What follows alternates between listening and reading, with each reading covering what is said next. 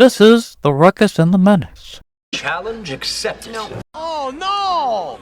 We suck again! I'm getting confused. What game are you calling? I'm calling both games. It is caught by Kelsey! Touchdown! Kansas City! There you go. There it is. There's a winner. Look at that. Say what again? Say what again? I dare you. I double dare you, How's it going, Ruckus and the Menace fam? You are tuned in to episode number 184 of the Ruckus and the Menace podcast. I'm Spence the Menace. And I am Ruckus, always, probably, somehow causing a ruckus. Well, maybe not as much as the squirrel at Comerica Park the other day. Shh.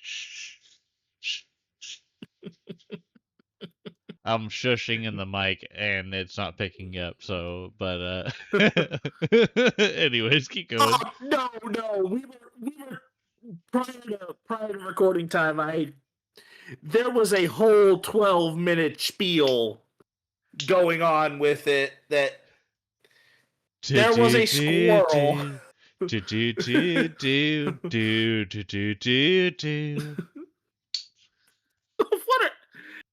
What are you trying to do with this?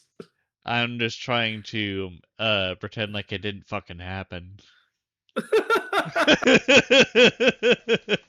That was kind of beside the point, but I think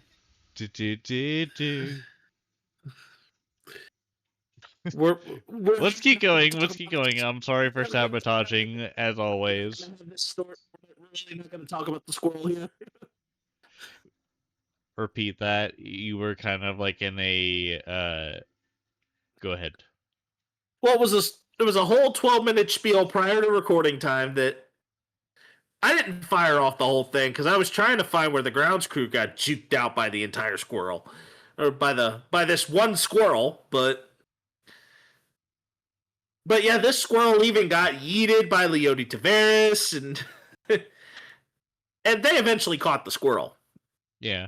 But even the commentators were giving like commentary on the squirrel running around the field, and it was worth it. It was worth its weight on the whole 12 minutes. But digression aside, here we got some channel news, and Nostalgia Trippin' concludes this week. And a new game will be taking over in September. I should be starting the recording this weekend, but I will not unveil the title until the next episode. I'm just gonna keep it straight with y'all on the Ruckus side of things. The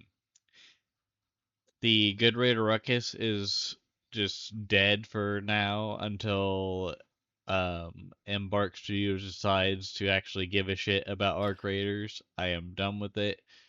I have tried my hardest with it.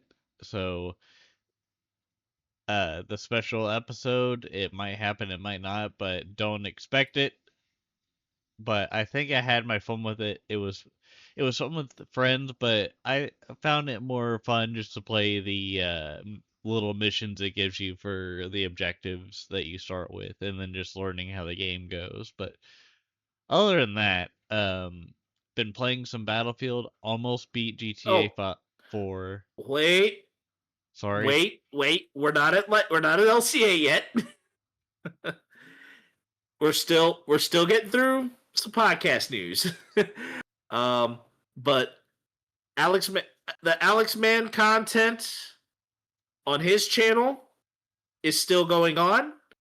We are now just over the halfway mark of the entire trilogy, as we just completed Spaceland, I think, within the last couple of weeks. And then we may be in the range of doing there may be some future content with Alex Man and I. I have not decided fully, because I am not quite caught up to where they are right now. But it can be done.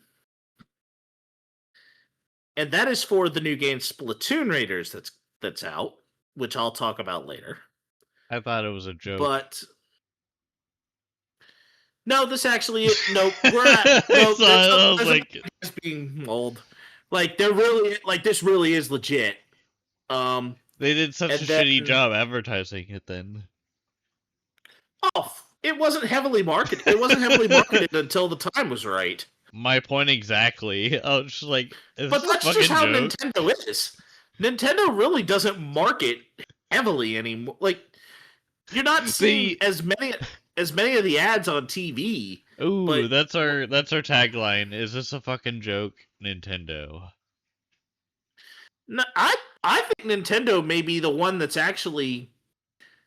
They may be the sensible ones here right now. And that's Someone drink something. the Kool-Aid. Someone drink the Kool-Aid.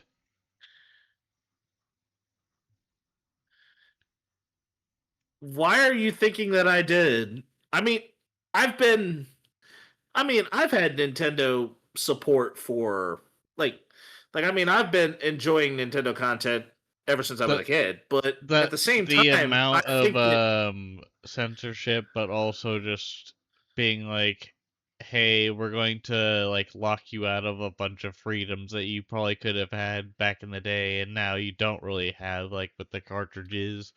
Yeah, but I'm saying with like the physical, like they're not removing physical games. They're yet.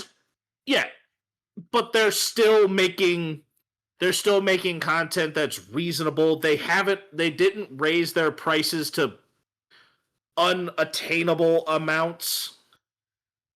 Still raise their prices quite a bit to try to make the market go as far as they could. $50 compared to Xbox, who has jacked up the price of the Series X by at least $200 since the launch point. Video games have been mostly $80 on Nintendo as of Nintendo Switch 2's release. Whoa, no, $80 Canadian.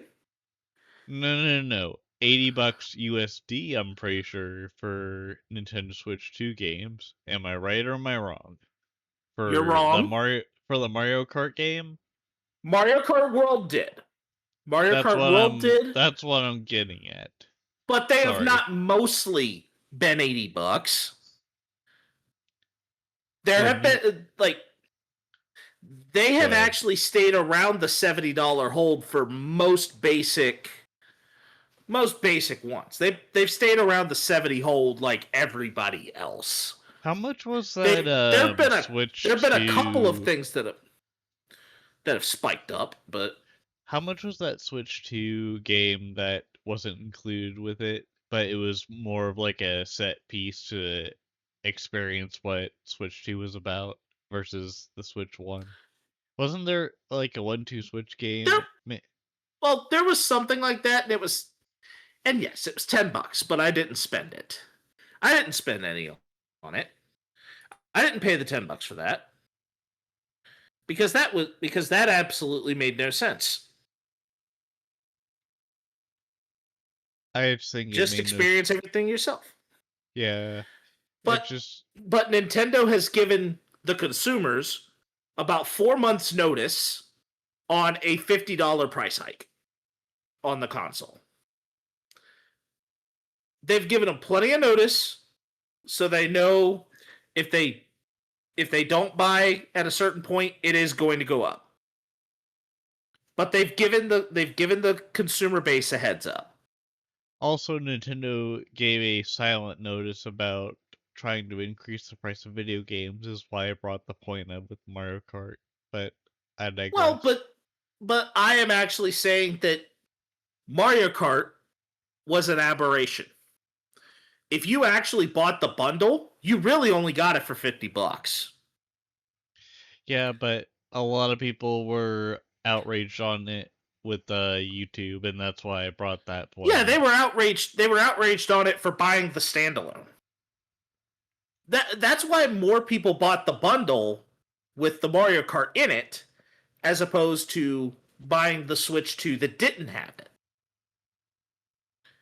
Because, yes, Mario Kart, in a real sense, yes, is an exception. That is an exception, not a norm. All right, let's keep going. Fire Emblem Fortune's Weave, this is an exception, not a norm. GTA 6 for what these jokers on PlayStation and Xbox are going to be paying. It is an exception, not the norm. Let's keep going.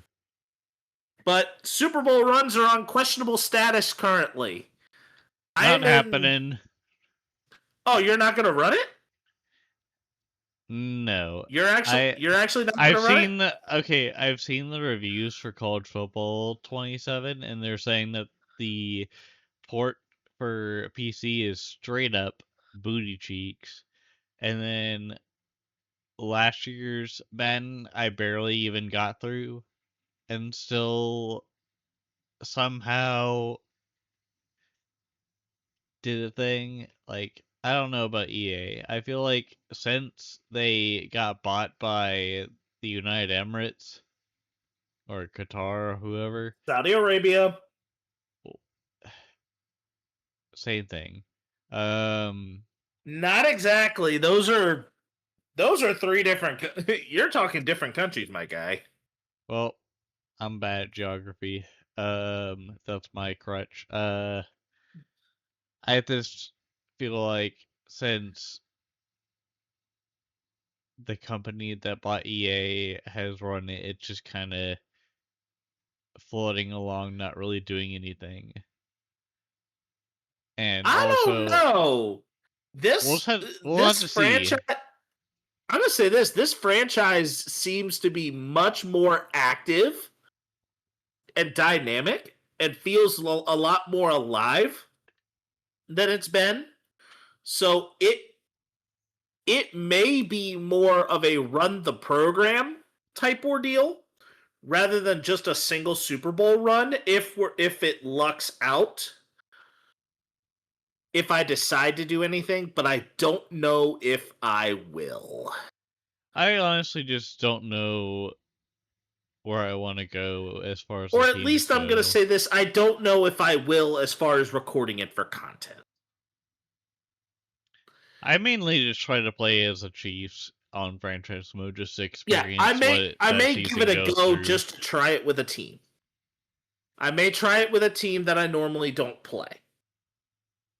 I could do it with the Commanders all day long if I wanted. You could But I probably would do it with like to Cam try Ward it. as well, again, if you wanted. I didn't have Cam Ward. I had Bryce Young last year. You played the Panthers on the franchise. I forgot. My bad. I thought you played the Titans at one point. No, I was the Panthers. I was the Panthers last year. But other ideas are kind of being mulled over. I did find this PBA game on Game Pass that I'm getting the hang of, and To be fair, on may my actually point do though, it. the Titans do have the similar color of the Panthers. For some reason, I thought it was the Titans because of Cam Ward, because I was watching quarterback. The colors are not quite the same. It's white versus black, though, isn't it? The shades of blue aren't the same. Oh, true. True. Never mind. It's like cyan versus It's like a blue. sky blue versus like like maybe almost like a powder blue. Not quite Chargers powder blue, but still somewhat powdered blue enough. Or Carolina blue, maybe. But digression aside, let's get on to what we do best and get right to the Eastwood segment: the good, the bad, and the ugly.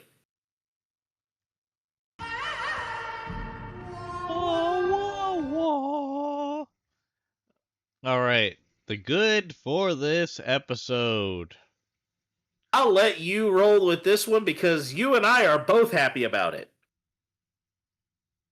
Well, it's either my birthday present for year 29 of my life or an early birthday present or a belated. Who knows? Anyways, Field of Dreams game is back, baby! After a year of renovations to the field, which I believe most of it was like trying to get more people to actually stay near the stadium, which was like a bunch of hotels and stuff, but also just probably some shops around it, so you can shop instead of giving a shit about the game. But even then, the fun part about Field of Dreams is they will come if you build it. And this time it's not the Yankees and who was the first one? Was it the Yankees and the Angels, or what was the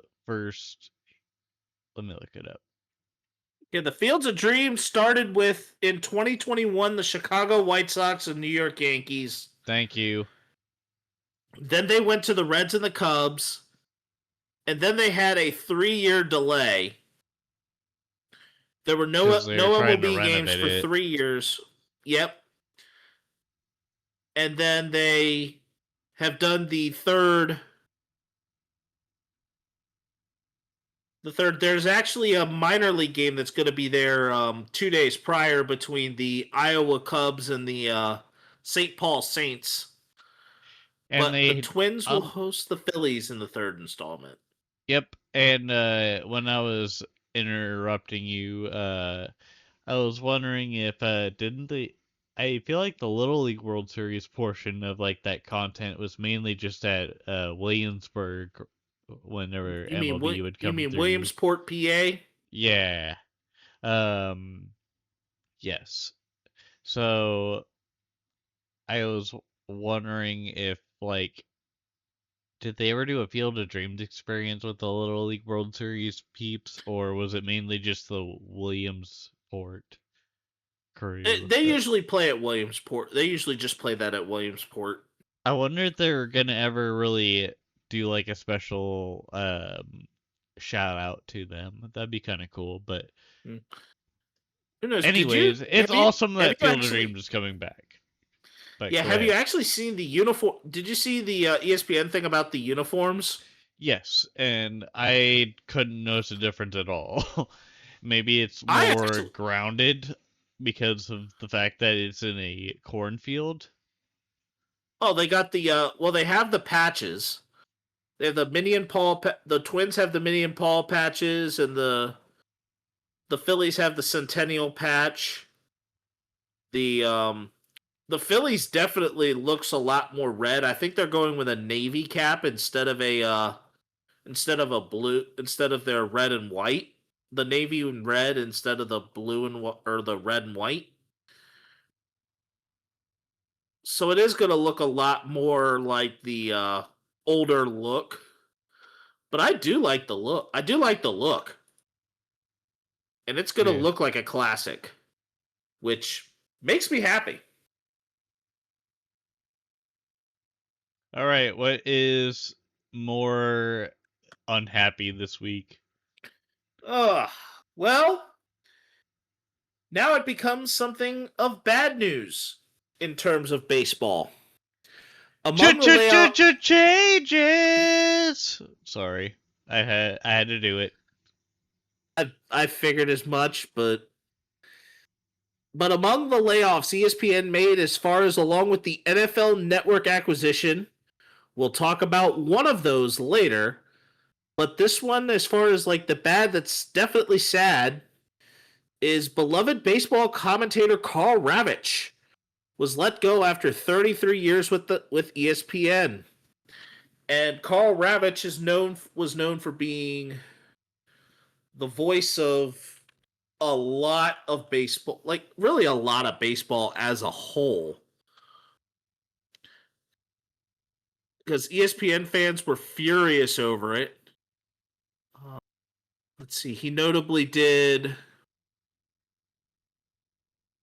was primarily the Little League World Series, the College World Series, when ESPN was doing coverage in the KBO in 2020.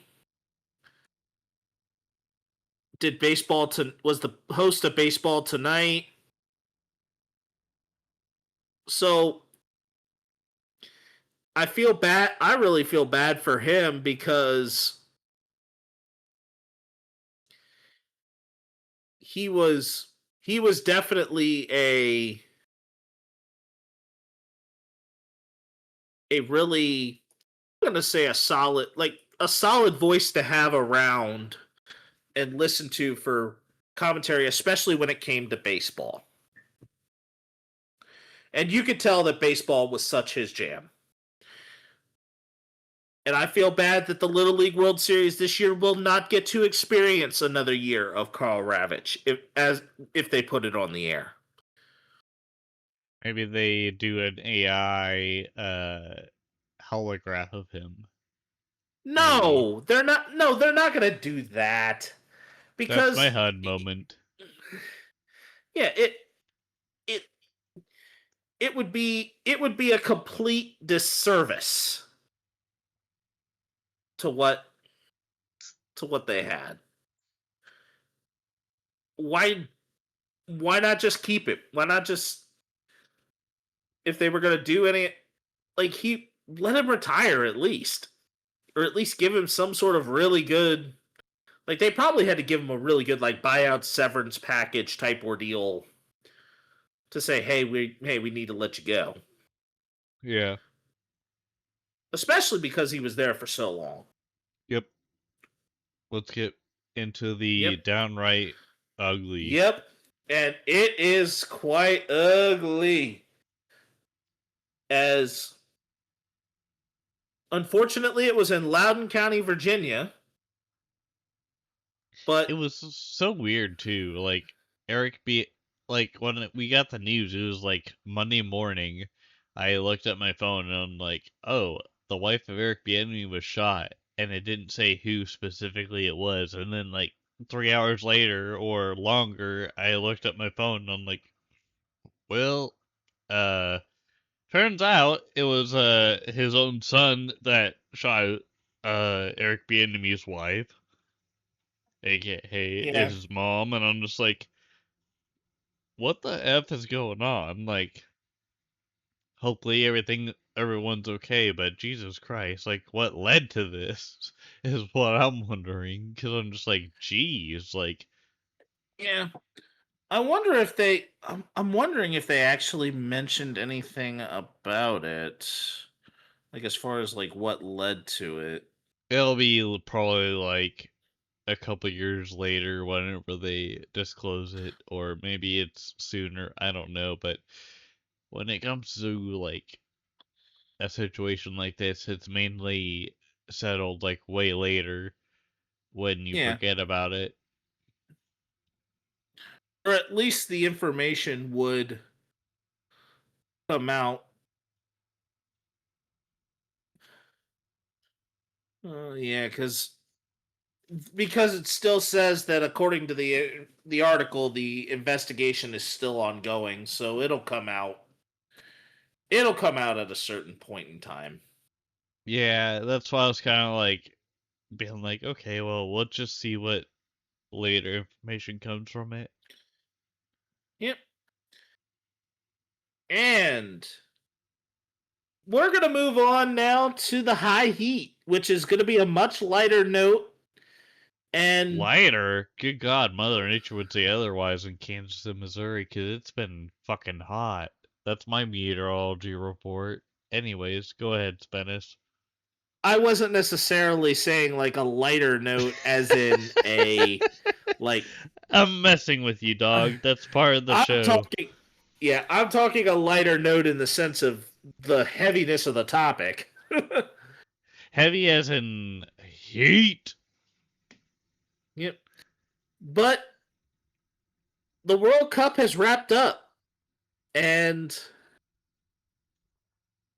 I'm happy that we can have a little bit of normalcy back in the country, but it's also a bummer because it's been enjoyable to have everyone, like, have people congregate around and watch soccer and enjoy it. Dopamine soldier at the heart of America. Dopamine soldier. dude, I'm not digging on I know you were FIFA, trying to go with the Buffalo Soldier type thing from Marley, but but it's dopamine. The hit of literally being happy about being together and uniting as a nation and like as not a having to worry with about multiple countries, yeah, it was so it was much such fun. a like it really is, and it's genuine experience. And You didn't need a goddamn campfire to do a kumbaya. You literally just there was when just drop a soccer ball. that and then I loved the memes about the Norwegian guy that was brought Oh, a raccoon on the flight and everyone flipped the fuck he out. did, yeah. Oh my goodness, I was we got together. I got together with some friends to watch the. It was the Norway England quarterfinal, and it was they were diehard. You had someone who was diehard rooting for Norway. You had another who was diehard rooting for England. Dude, For England. I speaking of which, for my Sandlat team that I play for from time to time, last week I did not show up because it was way too hot. It was 120 degrees, what the feels like, and I was like, I don't want to sweat my butt off and feel like I'm about to die. And a lot of them were like, okay, yeah, sure, like it's hot, but we'll manage. And I'm just like, I will not. No thanks. Too hot. They Yeah, had their I'm. fun. They had their enjoyment. Good for them. I'm not bitching at them. Just thought it was fun because, yeah. But I came away with this World Cup. I was able to have a during the 4th of July. I had a homie go out to Philly and watch the France Paraguay match, and I have a official from the stadium, a souvenir cup from the round of 16 of the World Cup. I do have one of them, and I have the full set of the McDonald's World Cup, like the World Cup 26, the full collection of at least one set of all 9 of those cups, and got the last one on finals day. And then, but overall, it was a great tournament. I got together with some friends to watch the final, and as Spain defeated Argentina 1-0 in extra time, the Argentinian side became so undisciplined to the point of fighting, and it was a second yellow by Enzo Fernandez that sent him off and hurt the fighting chances of the Argentinian side, as the Spanish defense only conceded 1 goal in the entire tournament. And that goal was against Belgium in the quarterfinal. Some World Cup awards. Rodri wins the Golden Ball. Kylian Mbappe wins the Golden Boot. Lionel Messi wins the Silver Boot. And Jude Bellingham with the Bronze Boot. Unai Simon wins the Golden Glove. Pau Cabarsi wins the Best Young Player. The Netherlands were the winners of the Fair Play Award. But I think this whole entire summer was all about becoming a Viking. And as Norway became fan favorites as they made it to the quarterfinals with their Viking row and their blonde Dolph Lundgren looking doppelganging striker Erling Haaland, who did bring home the taxidermy trash panda and actually had some pretty good vlogs of his experience in the United States. As a TSA officer, they would say, Daniel Bowman because straight up looks like a raccoon, but really it was fake, man. Oh yeah, but I think that this World Cup, like this has been a positive experience. And I wouldn't be surprised if we get something similar to that due to how the Confederations structure it out. We're probably going to have this again in 12 years. Or at least we have the opportunity to potentially have it again in 12 years. Yep. On that note, let's get on to our stud and dud of the week. All right. And I know that pretty much a good amount of yours are spread all around, and mine are baseball themed. Okay, I'll go first if that's Yep. okay. Yep. All right. So the first one to break through is Salvador Perez breaks the Royals home run record, once led by George Brett, 318 at his favorite stadium, Comerica Park, where he hit his first ever home run as a Kansas City Royal. So congratulations to Salvador Perez. Congratulations to the Kansas City Royals franchise. And this is probably the best thing since the Royals winning the World Series. So I could say that Sally deserves to get to the Hall of Fame. But other than that, this goes more to a bad part of things. So my dud is only 6 players remain for both sides of the basketball tournament of alumni between different colleges. So for the Aftershocks, it was the Wichita State Shockers versus the Jayhawks, which went as the Hawks. So the whole team didn't last for a half until the second half, where only 6 players per team remained. And you only have so many people for the alumni for both, so it's kind of a challenge. And that was due to the ejections from a fight that happened between the in between of halves and whatnot.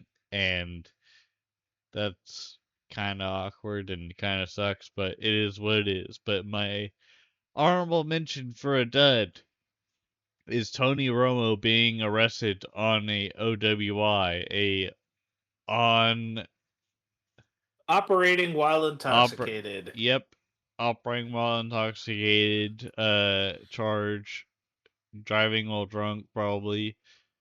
And there have been many memes that have surfaced between Jim Nance and the dialogue of Tony Romo. I don't know, Jim, I can't operate a vehicle right now, sorry. Anyways, go ahead.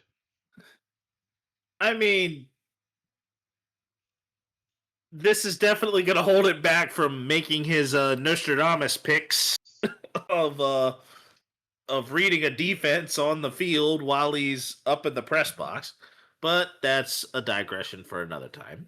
Well, he also fumbled his relationship with Jessica Simpson, but here we are. You realize he also fumbled Carrie Underwood too, right? Oof. He did also fumble the relationship with Carrie Underwood as well. But that's another thing for another time. Big oof is what it is. I think the Carrie Underwood one is even more embarrassing, to be honest with you, because Carrie Underwood is much better of a singer than Jessica Simpson. Again, another thing for another time. But my stud goes to the Boston Red Sox for getting on a team record 15-game winning streak following the Celtics trading away Jaylen Brown. They went from worst to third in the AL East and currently hold the second wild card spot. And this is just as we head into the trade deadline. And Boston is still, like, they have won what is looking like to be 17 of their last 19 so far.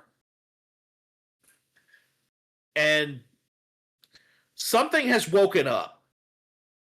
And I'm hoping for a playoff run to come out of nowhere. Didn't look good in April, but once June and July came around, all bets are off. But then my dud is not necessarily as, like, terrible, but it's just some dude getting embarrassed. Blue Jays catcher Alejandro Kirk tries to swing at a pitch from Nationals pitcher Andrew Alvarez, but he gives him the old Harry Potter Expelliarmus. As he swings, the bat leaves Kirk's hands. It flies off to the left. It forces a cameraman to duck for cover and shatters a glass panel window. And I know that it may have been a bunch of tempered glass, but yes, Trevor Bauer would call it the Expelliarmus. And it was a good one.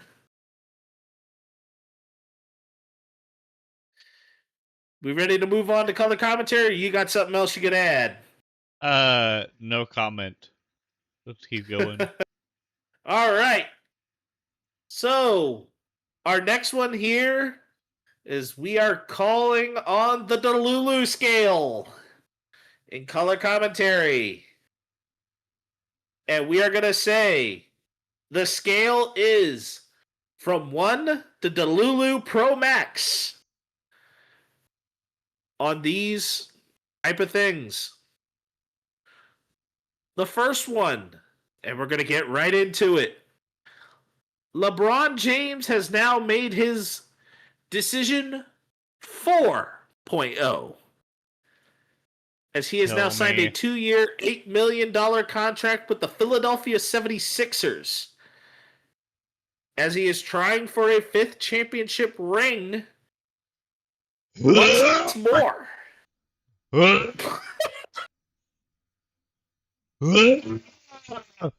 I couldn't have. So, when you said 2 years, 8 mil, I kind of threw up in the mouth a little bit. So where are we? So where are you at on a scale of 1 to Delulu Pro Max as to LeBron James thinking that he will win a 5th championship ring as a member of the Philadelphia 76ers? I think the answer was Max. LeBron James,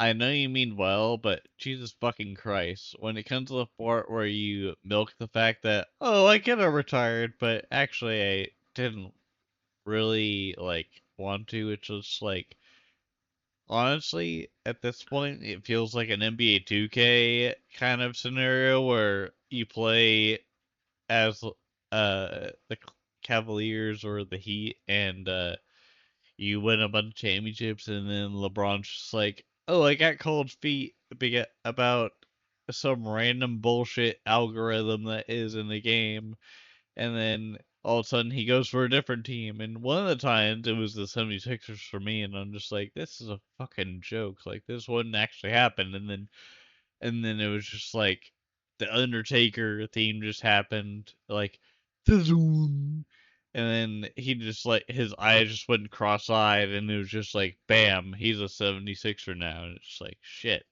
But in reality, I'm just like, well, wait, 2 years, 8 million? How fucking washed up is this guy? Okay. Like, let's be honest. Would you rather have on your squad right now Joel Embiid or LeBron James? Joel Embiid has had so many fucking woes with the 76ers that now you're looking at LeBron James Jr. is like, oh, he wants a championship with the brotherly love people. Let's just see how the crowd reacts to this. But also, what the hell are we doing? Well, here's the thing. The GM of the Philadelphia 76ers has said, why not both? It's as far as the answer to your question. It's like they got drunk with the Browns exec of the Cleveland Browns, and they're like, you know what? Fuck it. We're just gonna roll the dice here because we don't give a shit. We're already paying Deshaun Watson too much. I say this. I am not. I will say this. I'm looking at the roster of the Philadelphia 76ers. You have Jaylen Brown, Kentavious Caldwell Dope, Kentavious Caldwell Pope, that is. It's okay. VJ Edgecombe. We allow criticism. Joel Embiid, who is Mr. Trust the Process himself. Right. A 41-year-old LeBron James and Tyrese Maxey. And Maxey is still kind of unproven because... Oh, he's kind of proven now. Is he Shea Gilgeous-Alexander proven, though? Because that motherfucker can ball. How does finishing in the top 5 for points per game and the top 15 in assists per game sound for you? What was the guy that was the 3-point shoot king besides Ray Allen that played for the Heat whenever LeBron was actually part of the Heat? It was James Jones, right? I think they also had Mike Miller too. But I think they had Mike. Besides I think the point, I think it was James point. Jones. I think it was originally James Jones, though, right? Because he was a 3-point championship winner like a couple years running. Like it wasn't like consecutive, but I feel like it was just kind of he won it twice. No, I don't think so. James Jones was a. You're talking James Jones, the basketball player? Yes. Okay, no. Okay. No, he was not. He was a 3-time NBA champ. Yeah, he did win a 3-point contest, weirdly enough. I think it was like the first one, right? Because I thought he won more than that, though, in the All-Star break. No, he won a 3-point contest. That's it. Okay. I'm tripping then. I thought he at least had 2 in his belt, but maybe it was actually I'm thinking of championships. Maybe it was NBA Finals championships because he's a 3-time champion. Yes, there you go. Yeah, he is a 3-time NBA champion, a 1-time 3-point champion. See, I was tripping on your road tripping, man. Well, not necessarily, but had Jason. If you were thinking of like a champion that was kind of a 3-point champion, there was Jason Capono, but he was long gone before then. But that was kind of beside the point. I think that Philadelphia has enough to build around LeBron to potentially get into the postseason. It's just a matter of how healthy will the rest of the roster be to get him deep. And LeBron has had a better track record in the postseason playing in the Eastern Conference. But the East has gotten a whole lot better this time around. The Knicks are still deadly.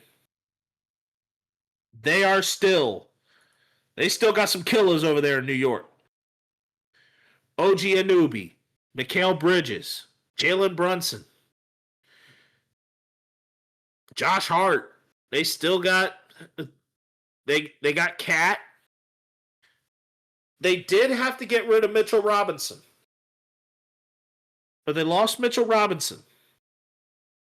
So they'll have to find, I think, truly another center to go along with Cat. But I think the Knicks have something. The Knicks are still for real. Boston still looks solid. There's rising talents in Cleveland. Like, Cleveland's still there.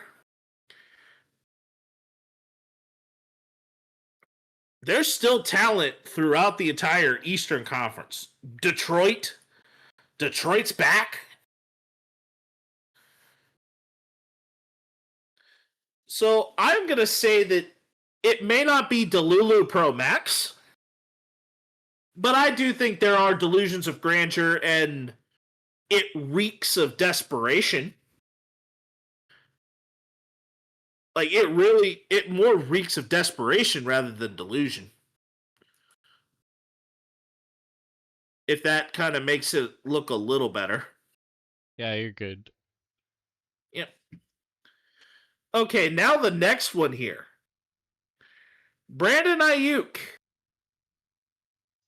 posting on social media saying that he is going to be a Washington Commander, believing that he is the missing piece for the Commanders to be in the Super Bowl, going as far as the means of purchasing a $10 million home in Loudoun County, Virginia. But yet, he still has not done anything and made any effort to apply for reinstatement into the NFL to actually be released by San Francisco. Sad, big sad. Some would say delusional. I think he is Delulu Pro Max. I'm going to say Delulu Pro Max here. And not even a Carfax, just straight up Delulu.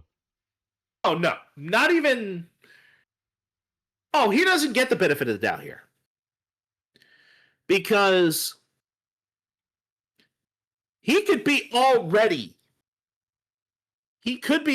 potentially on the radar to the Commanders. Right there, make his way to training camp, and actually still be working on it if he actually had applied for reinstatement and went through the right avenues to do so. But no. He had to go full blown. He had to go with the full blown stupid to just flat out not get it right.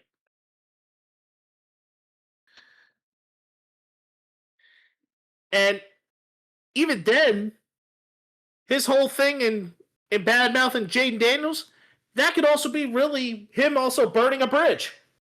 I don't think Brandon Ayuk, even if the Niners were to cut him at the end of training camp,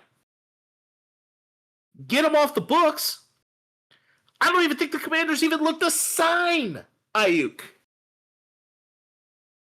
Even then, it just feels like maybe he needs to like reevaluate his position, because it didn't seem like a lot of teams are really making movement on Ayuk as far as the future with said teams. Like, maybe he becomes just a unrestricted free agent and just... The common joke... Oh, here's the thing. The common joke that everyone is saying about him is that he's gone full-blown CTE with a knee injury. Is he unrestricted, or is he... No, I'm saying, like... Yeah, that's the only way he's going to be able to do it. But I'm saying that people... Like, I'm seeing comments saying that he is kind of the first person to have CTE from a knee injury. Right. But I'm just wondering, what does he have open? Is why I'm really pushing that point. Yeah. Oh, right now, if he were to get cut, he's likely going to be an unrestricted free agent. He's an Okay, unrestricted but free agent. who do you think he's going to sign with, though? At this point right Besides now, the Commanders. oh yeah, at this point right now, I think he's burned every single bridge. I don't think so. I think that this. I think Who are he you could. thinking? Who are you thinking? I'm thinking, as crazy as the mic could go, I'm thinking Cleveland Browns, maybe somewhere where no Oh. one gives a fiddler's fuck where you go, which is the Raiders. Um, Honestly, I think the sky's the limit for Ayuk. He could go with the Raiders and help Mendoza win a Lombardi, maybe so often. Help me God. Um, but No, I'm just saying the sky is the limit for that guy when it comes to the opposite of what you would think sky's the limit. It would be more of just, oh shit, where is he gonna go and is he gonna actually be productive? That's no. where I see that. I am in the sense that he has put his career 6 feet under. You have basically said you got paid, you forced your pay, you forced them to give you the bag. No. The 49ers gave him the bag because he forced it, but at the same time, he was like, hey, give me it, and they did actually accept that. Yeah, but what did he do with it? He got Straight injured, up, nothing. never got injured, gave up on the team, never came back. Never came back. Poof, gone. Nada, zilch. Yeah. And while you're over there being on social media, posting like you're the 4th pirate who didn't do anything,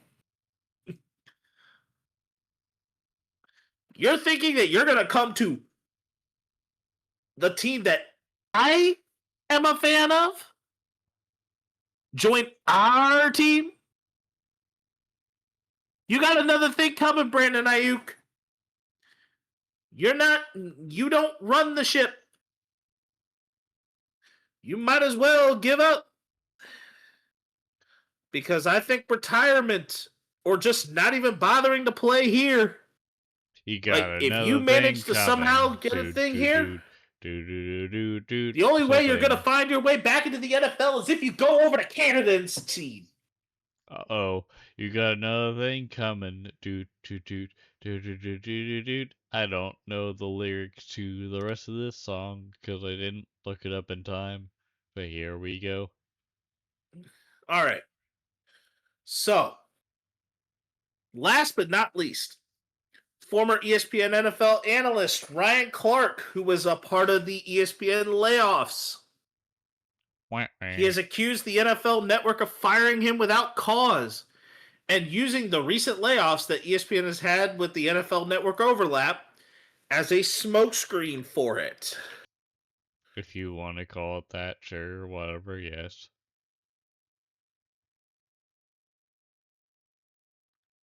I really don't care, honestly. So here's what's been up. Ryan Clark has had some notable controversies.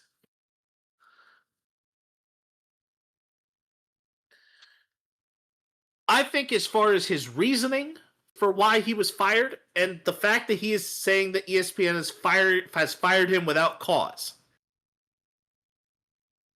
This over here is Delulu. But here's what's going on here. He had the confrontation with analyst Peter Schrager. Looked at him and talking about the performance of CeeDee Lamb and told him that that's the non-player in you. Peter, what I need you to do is not get mad and let me finish. The heated exchange bled off air and left Clark on thin ice with ESPN management.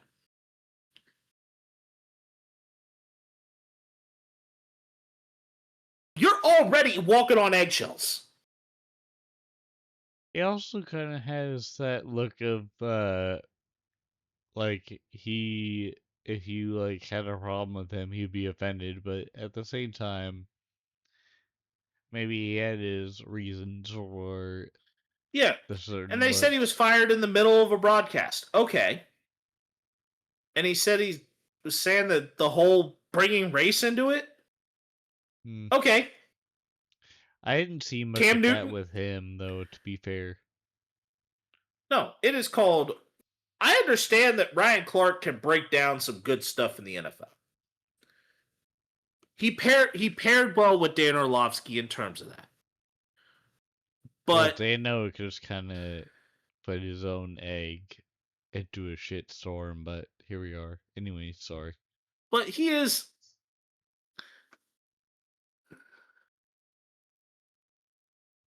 I'm not a big fan of Dano, for the record. Oh yeah, but I think Dano is. But I think he was a good foil for Dano in terms of his analysis, as it was an offensive player, defensive player, quarterback, defensive back type ordeal. But you've got all these NFL Network people coming in. Yeah, there's too many football analysts. You were already in a position where you were on the outs to begin with.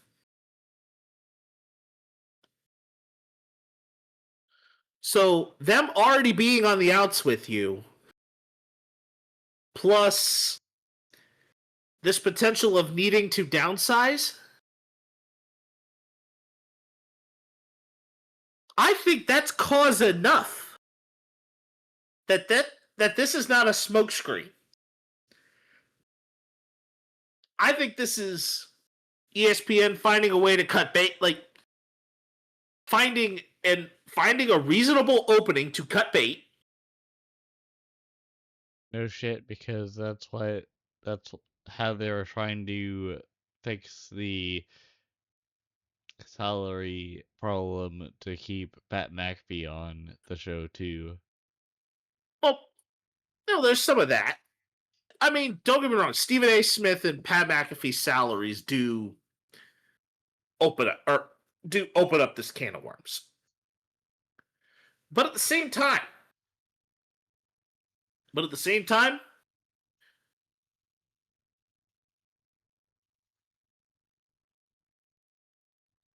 Ryan Clark just became collateral damage. This became collateral damage. But here's the thing. Even if you weren't on the outs, you still probably would have been let go. You still would have been let go. I don't even think it would have mattered.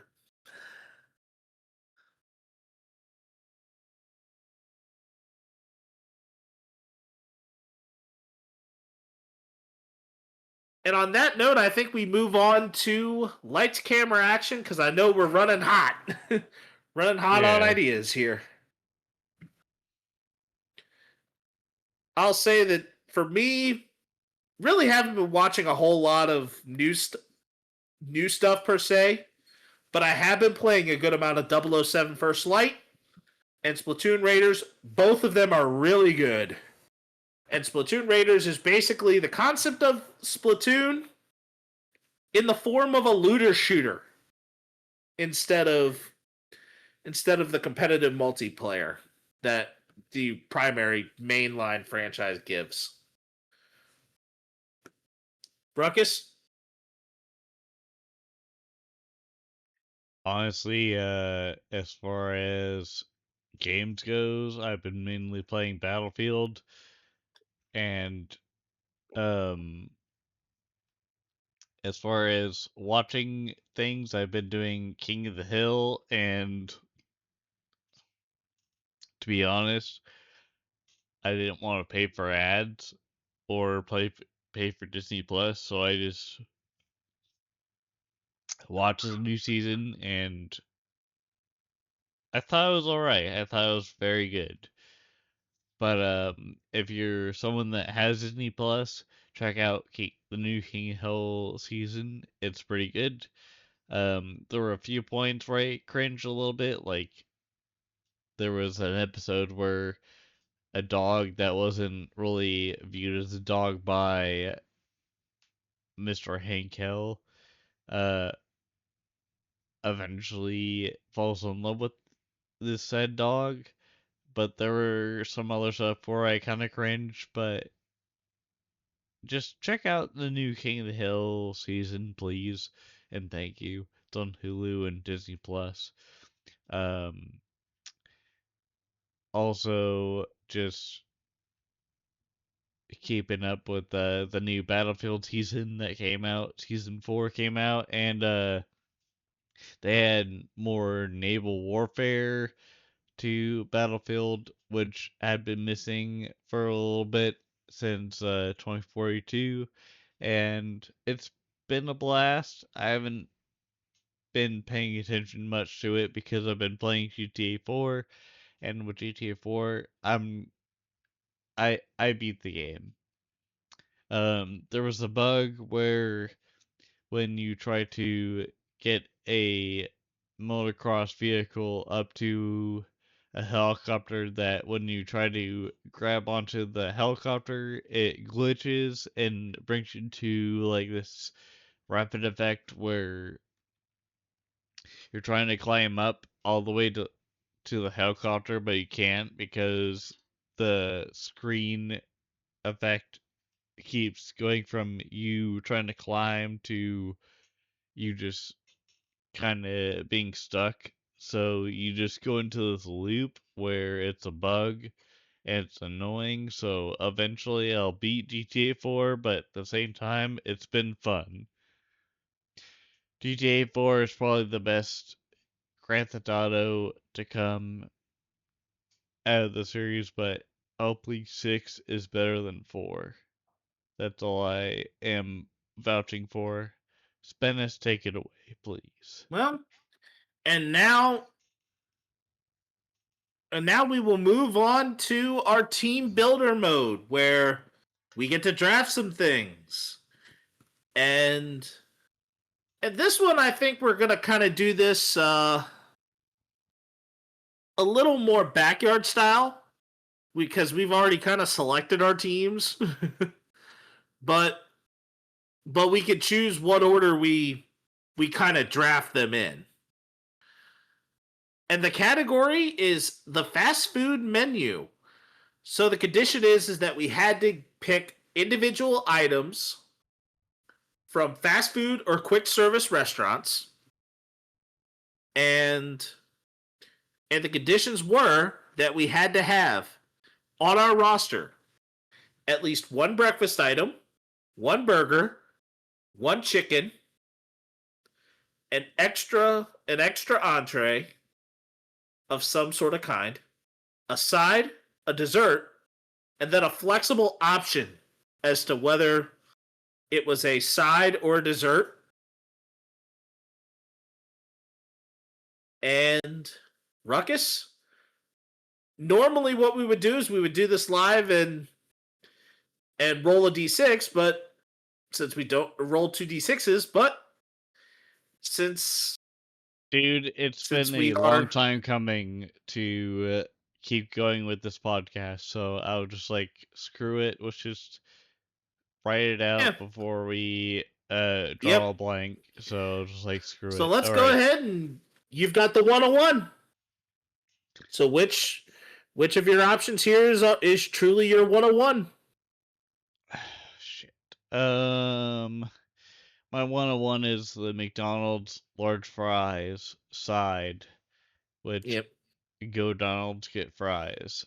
Shout out to my grandparents on my mom's side for implanting that moment into my head because McDonald's large fries are the best fries. Yay. Okay, so my 101, which is the second overall pick, I am going to hit the snake back, and I am doing for the first pick, I am doing the burger of the Five Guys cheeseburger, and then on the back end here, the Chick-fil-A chicken nuggets. that are so poppable and I used to be able to. I probably still can if I feel like it. I could drop a 30 right now. Like on a full, like I'm hungry, I could drop a 30. Straight up. Ruckus. So you now have round 2 and round 3. Okay, so can I just explain the non-extra or flex stuff or Um, side or dessert you can and do a just little go bit. You straight? can do a little bit here. Yeah, because Okay, you've only picked up your side, and I've picked up my burger and my chicken. all right. Because for breakfast, I would go the chocolate croissant from Starbucks, and then the burger, I would go Culver's butter burger with bacon. The chicken, I would go Church's chicken legs because I'm a chicken leg kind of guy when it comes to fried chicken. And then obviously my side is McDonald's large fries. Do we want to go with our desserts as our Um, next well, option? well, I'll go through the rest of mine, and then we can go right into the rounding third, headed for home, and then we'll do the desserts. All right. So my Sounds breakfast, good. I went with the Rocket from Tudor's Biscuit World. That is a country fried steak or country fried steak biscuit with cheese with a slice of cheese, a hash brown. I usually will get the hash brown on the side, and then I did the Five Guys cheeseburger, the Chick-fil-A chicken nuggets, the extra entree. I went with the chalupa from Taco Bell because you want something with a little bit of crunch, but yet you still want that the soft pillowy feeling of eating a soft taco. The chalupa is that great balance. My side, I went with the potato wedges from KFC. There's a reason why the Colonel brought them back. And last but not least, our desserts and flex side desserts, Ruckus. Okay, so my extra entree is gonna be the lobster bites from Long John Silver's, and then my Yep. dessert choice is gonna be the double chunk brownie from Whataburger, and then my flex side dessert is gonna be the mint chip concrete from Andy's frozen custard. Yep. And then my dessert, I went with the gelati from Rita's Italian ice with frozen custard. And then my flex side dessert, I went with the cinnamon sugar pretzel from Annie Ann's. And now we are going to round third and head for home. The Bills unveil their Nickel City gray alternate uniforms and also a stadium decoration of a 20-foot broken folding table in their concourse. I think that was I feel like the broken folding table is the best part of it. The Nichols, the Nickel City Gray The uniforms, I'm just kind of like, well, sure, that's cool, but I don't have an opinion on it, like a strong opinion, but keep going.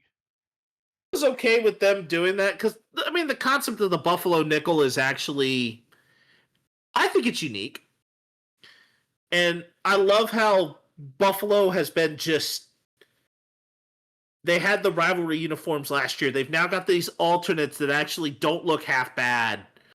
I think Buffalo is just they're finding ways to flex on us, and by the way they've been playing well, they kind of have earned it a little bit.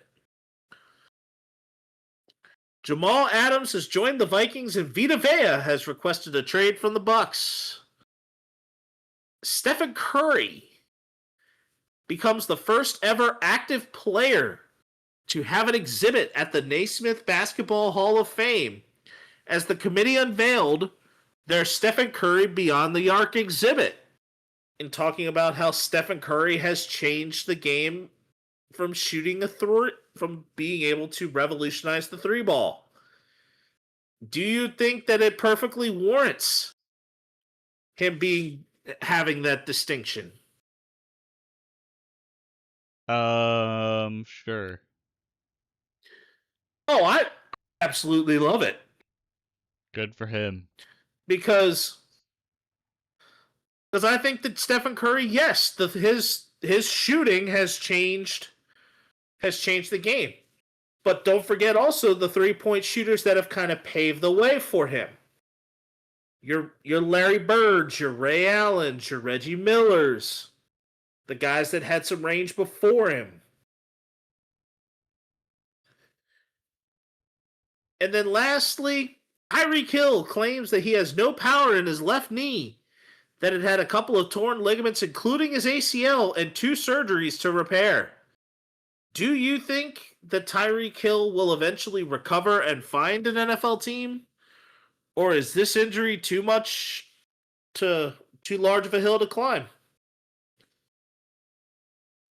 I think that Tyreek will eventually find his peace, but I don't know if it's going to be in the way of the situation of Odell Beckham whenever he was trying to get or find a team late in the season. You never know. Tyreek Hill is 32. Don't matter. He's 32. He does have speed. But I think his injury update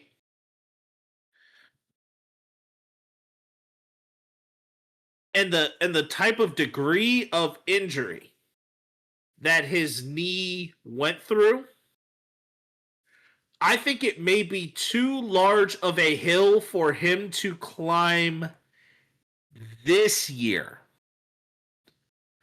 I'm going to say this year I think the hill may be too large to climb. If he keeps rehabbing and gets this thing back to full strength, and he still has a great step going into next year, maybe. But he then is still 33. Still 33. I think where he probably should be making his peace is probably with retirement. I think retirement is probably going to be where I think he will likely end up, just because I think that the sport of professional football is becoming more and more a younger man's game, especially at the position of wide receiver. And Tyreek Hill has been relevant for close to a decade. And I think that the degree of injury may be too large of a hill to climb to return to a proper sense of dominance of and relevance of where he was. I think the knee may be beyond the opportunity of returning to full strength.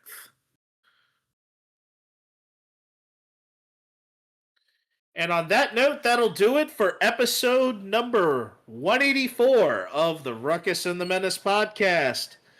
I'm Spennis the Menace. And I am Ruckus, always causing a ruckus. And that'll be all for us right now, but tune in to content right near the tail end, or at least right near the month of, as we close for the week with the final chapter of Nostalgia Trippin'. And also I'm even going to say this. Tune in a couple weeks. Starting August 18th, we're going to take a couple of weeks off. Training camp. And the NFL previews will begin August 18th, or at least that's when we're recording them. So in 3 weeks, we will return. And until then, like, comment, subscribe. Hugs and hand pounds, everybody. Happy birthday to me for the next month or whatever. Anyways, hugs and hand pounds. Deuces. Deuce.